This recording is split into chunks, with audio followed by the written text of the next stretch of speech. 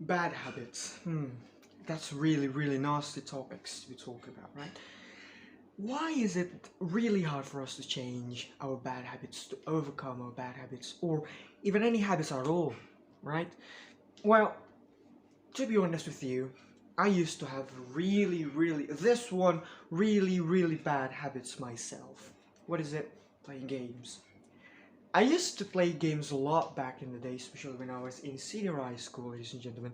I used to play 8 hours of video games every single day, right? And it cost me so many things. First, my educational, really bad back at the time. My communication skills are gone, and you know, basically, I've got nothing back then when I was in senior high school.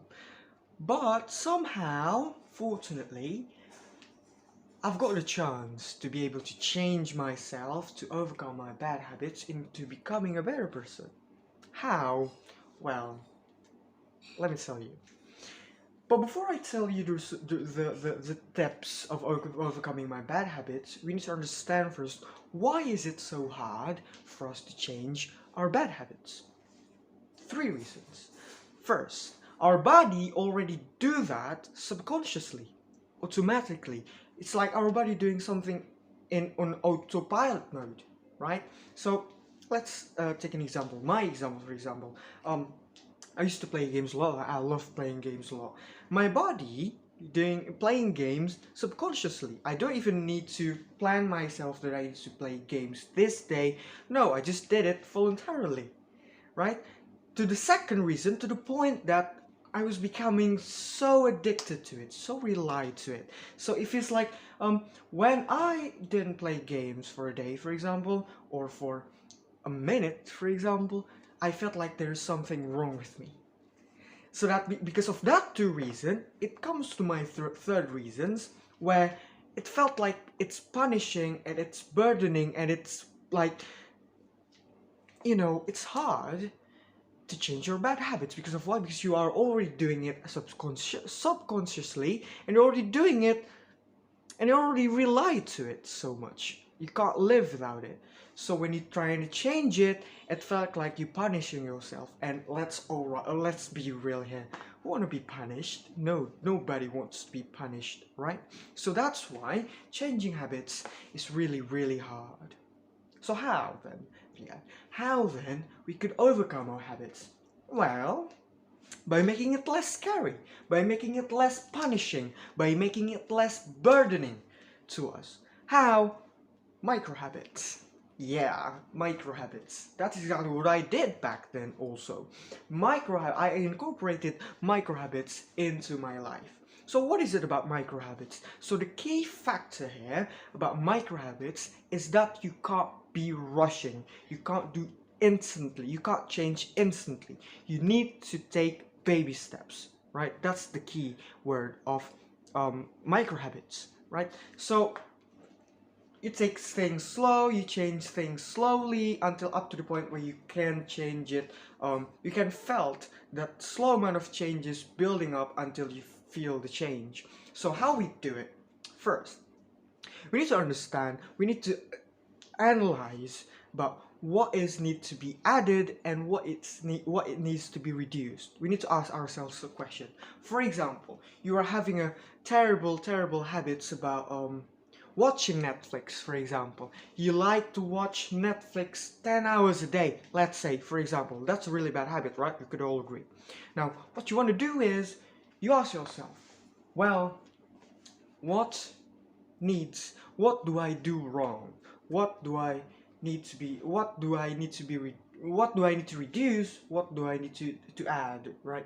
So, all right, I think I watch Netflix too much. I need to reduce my watching hours time, right? Okay, you got it, right? You already answered the question. You already knows what to do. You need to reduce the watching hours, right? So the next step is you're gonna take action. But remember, not by instantly, instead by step, small steps. So what you're gonna do is, alright, tonight I'm gonna watch Netflix 5 minutes less than yesterday. So if yesterday you were watching Netflix for 8 hours, for example, today you're going to be watching Netflix for 7 hours 55 minutes, right? It's already an improvement. If even if it's little improvement, still we call it improvement, right?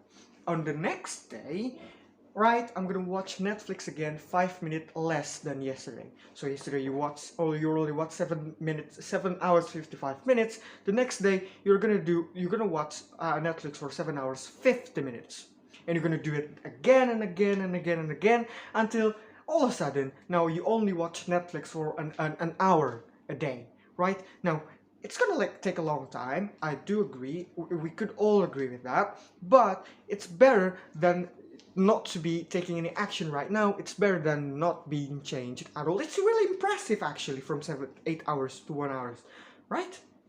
So you now understand how we incorporate micro habits into our daily lives. But what is that beneficial? All right. Now, what is it that you desire, ladies and gentlemen? Okay, you want to create a businesses. You want to be a rich man. You want to be a successful person, or you want to study abroad, don't you? And how these micro habits could help you in order for you to studying abroad. Well, I'm sorry to break it to you, but studying abroad is not as easy as you think, right? You can't just go around, hang around, and have fun taking pictures behind Eiffel Towers. No, you can't. You're gonna be pressured to be disciplined. You're gonna be pressured to do better than you are yesterday. And for example, now you can't be able to be successful, or you can't be able to be accepted to be studying abroad if you are laying around lazying all day watching Netflix, playing games, right? No. You need to be productive. You need to be having a really, really good day-to-day routine so that you are going to be able to be productive, right? And this is where micro habits jumps into the game. You could try to have a good sleeping routine or good reading habits or anything that makes you productive by interpreting these micro habits into your life. So what do I mean here? That micro habits is really essential for you to build a better version of yourself, so that you could go and study abroad in United States, for example, where everyone is being so self-absorbed, so self-dedicated to what they do. So if you're not dedicated to what you do, if you're not having a good habit, you're going to be left behind, ladies and gentlemen. And that is, trust me, that is not what you want to do, right? So you see, getting rid of bad habits actually gives us lots of benefits. And it's not, now you know that changing bad habits, it's not as hard as what they think or what they say it is. It's really actually pretty simple, and you could do it right here, right now, after you watch this video. And so see you around, and see you on the outside of country. See you on the other side of the world. Bye bye.